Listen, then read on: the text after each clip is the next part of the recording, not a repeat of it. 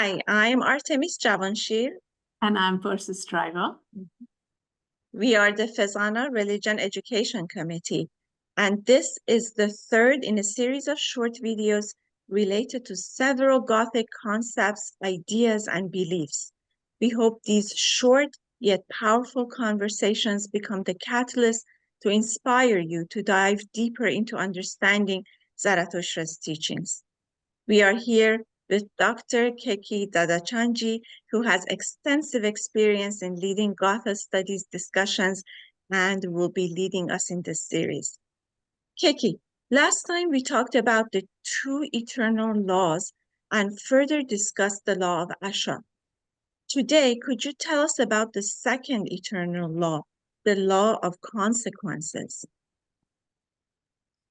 Right. In order to understand the law of consequences properly, let's talk a little bit about Zarathustra's views on the freedom of choice. When Mazda conceived of his creation, he had two basic options. Either he could make all the choices himself for all of his creation, so that everything would be predetermined, or he could give humans the freedom to choose.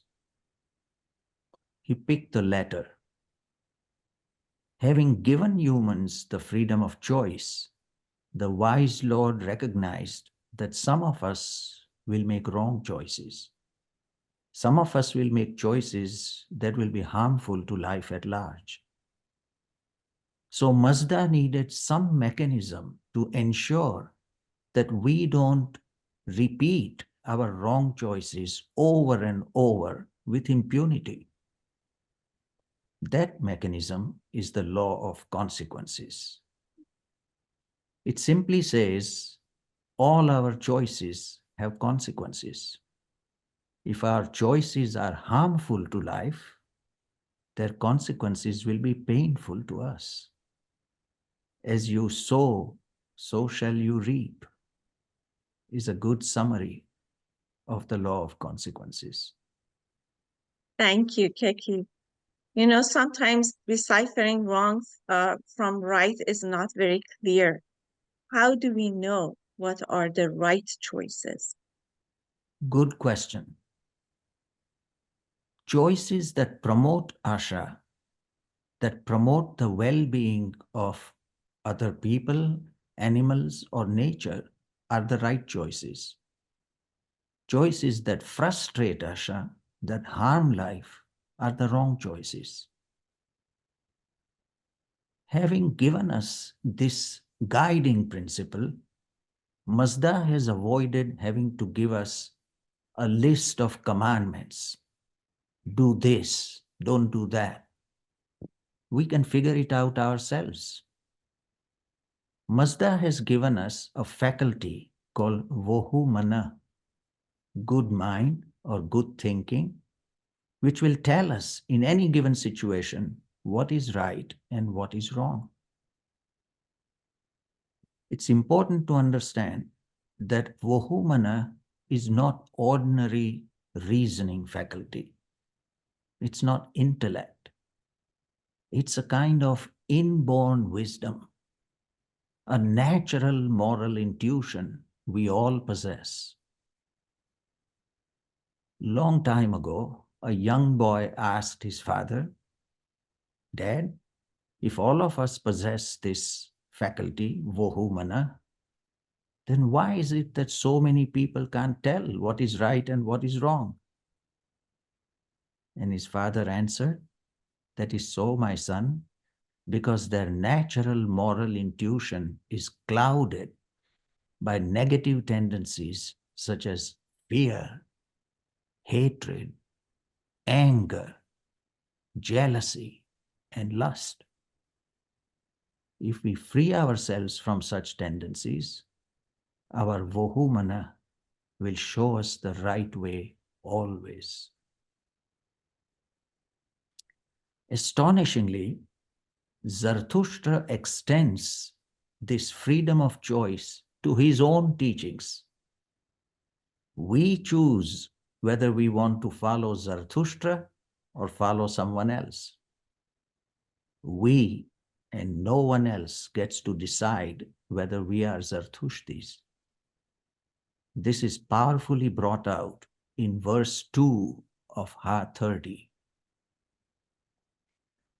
Hearken with your ears to these best counsels. Reflect upon them with an illumined judgment.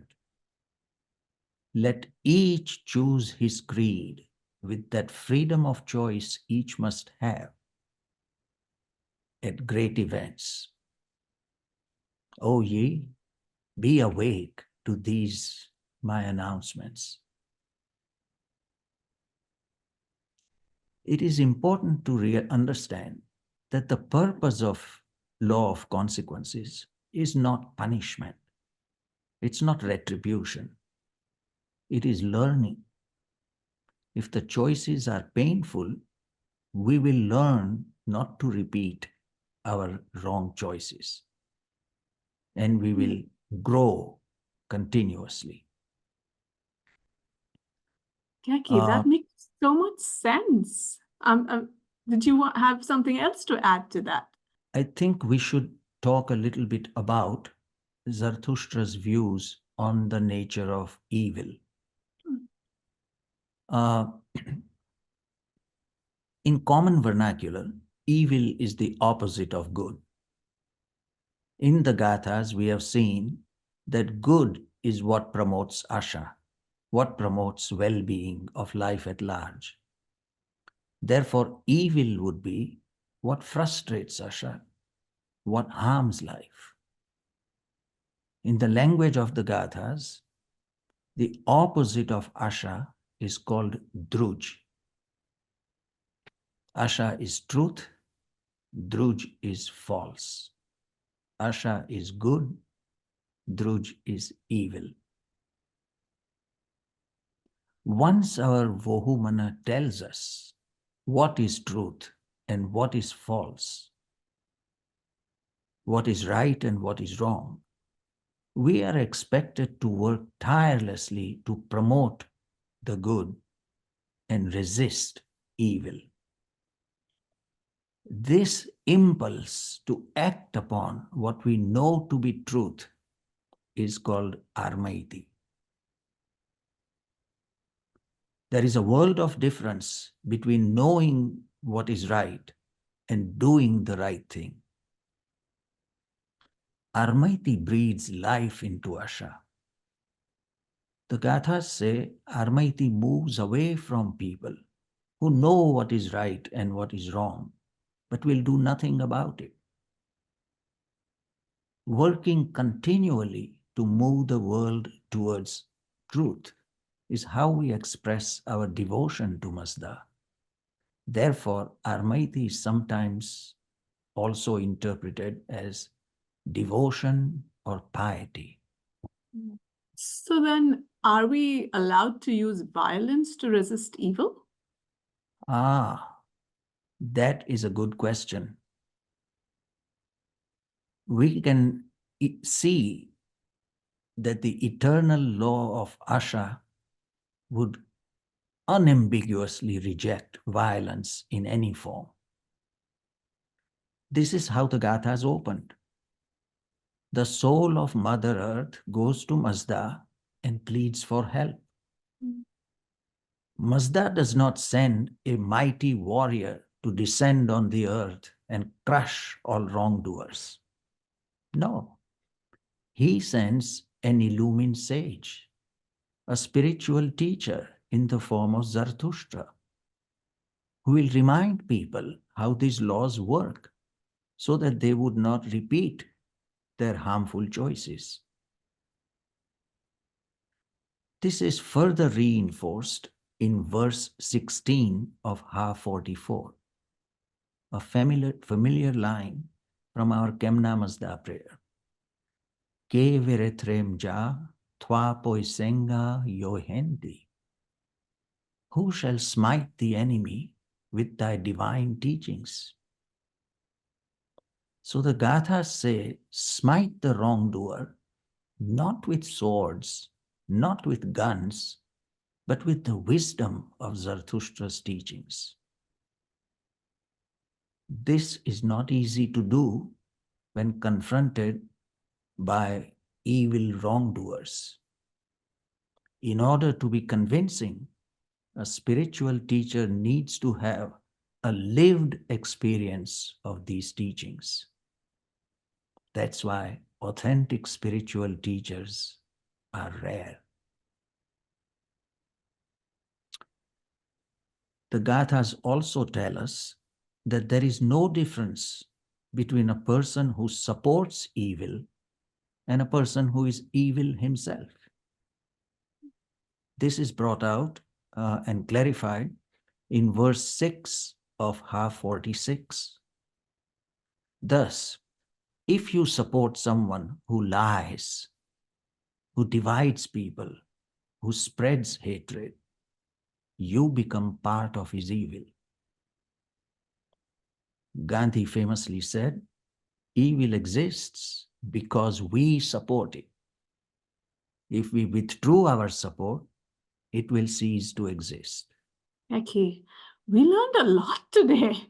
We discussed the law of consequences, the innate good mind that guides us in making the right choices, and even the nature of evil in our gathas.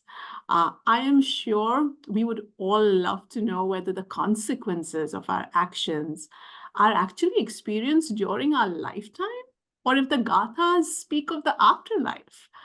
But we know this is another really big topic, so maybe we can pick that up next time. Very well. Thank you, Keki. Thank you for today. Thank you, Keki.